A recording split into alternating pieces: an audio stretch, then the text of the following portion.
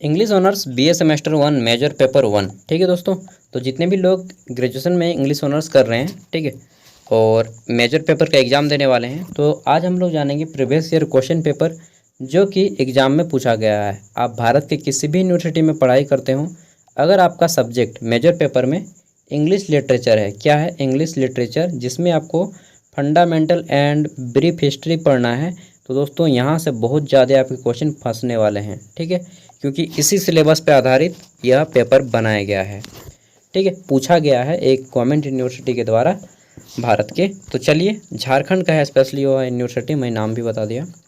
अब देख लेते हैं यहाँ पे क्वेश्चन किस टाइप से हैं। तो मैं पहले बता देता हूँ, 75 मार्क्स का क्वेश्चन है, जिसमें से आपके 1 मार्क्स वाले टोटल 5 क्वेश्चन हैं, 5 मार्क्स वाले 2 क्वेश्चन हैं और 15 मार्क्स वाले 4 क्वेश्चन हैं। ठीक है, 75 मार्क्स का एग्ज़ाम है और इसमें अगर आप 30 मार्क्स लेते आते हैं तो पास हो जाएंगे। अब चलिए मैं आपको बता देता हूँ सिलेबस, तो बता दिया, सॉरी। अब क्वेश्चन बताते हैं और उसके आंसर भी बताएंगे।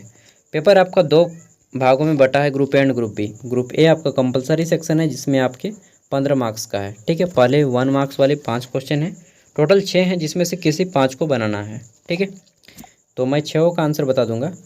पहला है, which kind of poetry is always address to something और समवन। यह अचानक से मुझे क्या हो गया यार भाई साहब, इतना ज़्यादा गर्मी है ना, क्या बताएं। चलिए इसका आंसर बताते हैं। तो किस प्रकार की काव्य है, ऑलवेज एड्रेस टू समथिंग और समथिंग और समवन। तो राइट आंसर हो जाएगा दोस्तों एन ऑड। ठीक है, नोट करते जाएंगे, एन ऑड। चलिए आगे बढ़ते हैं नेक्स्ट क्वेश्चन की ओर। क्वेश्चन नंबर हमारा 2 है। इसमें पूछा गया है, in which figure of speech the meaning is communicated by the sound of the word. ठीक है, तो वो साउंड क्या था, साउंड का नाम अजीब है थोड़ा सा सुनने में, ओनोमेटोपोया। ठीक है, या ओनोमोटोपिया, जो भी पढ़ेंगे, मैं स्पेलिंग लिख दे रहा हूँ। ओनो, ये क्वेश्चन बार बार पूछ जाता है इंग्लिश में। मेटो, सॉरी ये ओ है, ये ए है। ठीक है, मेटो पोई आ। अब जो पढ़िएगा आप लोग, मेटोपोया। ठीक है, यही पढ़ेंगे आगे देख लेते हैं। नेक्स्ट क्वेश्चन है हमारा तीसरा क्वेश्चन, कि who was the leader of the metaphysical school of poetry. तो कौन थे इसके नेता, इसके नेता का नाम था आपका जॉन डेने, जॉन डेने। ठीक है, आप लोग लिख लीजिएगा।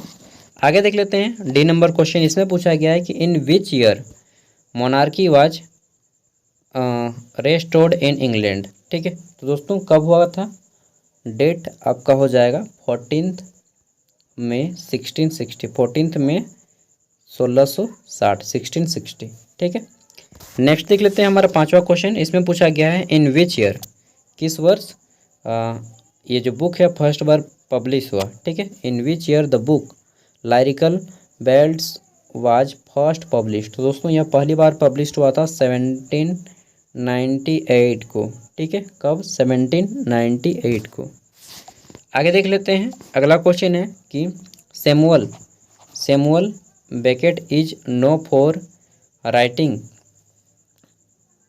विच टाइप ऑफ ड्रामा। तो वे किस तरह के ड्रामा लिखते हैं। देखिए, इसमें थोड़ा सा मुझे डाउट है और मुझे लगता है कि ये आपका, इसमें थोड़ा सा मुझे कन्फ्यूजन है, मैं पहले ही बता दे रहा हूँ। ठीक है, ये आपका दार्शनिक फिलोसफिकल टाइप से कुछ लिखते थे। ठीक है, आगे देख लेते हैं।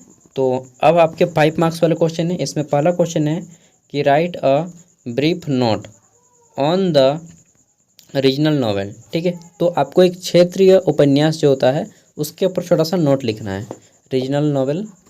नेक्स्ट देख लेते हैं, अगर आप इसको नहीं बनाते हैं तो आपको यहाँ पे और एक दिया गया है, और में कि what is the different between क्या है, मोनोलॉगी, ठीक है, एंड सोलिक्यूगी।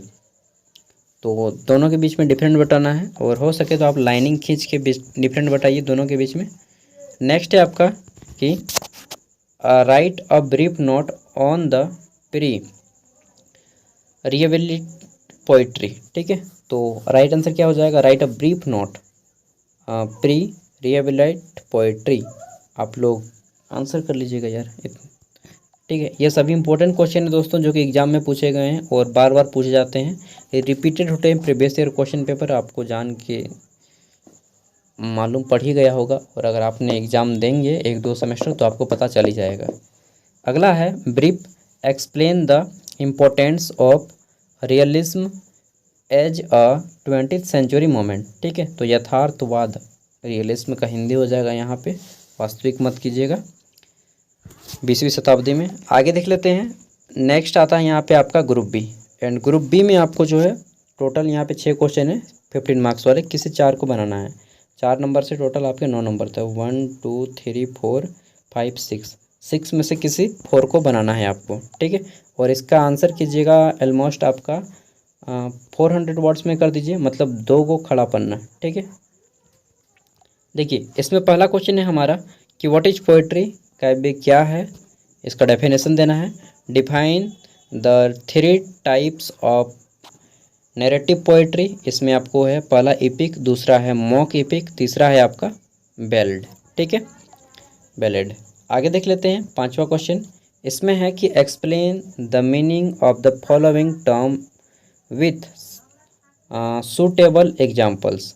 ठीक है, इसमें पहला क्या है, पहला है आपका मेटाफोर, दूसरा है आयरोनी, तीसरा है आपका इमेजनरी।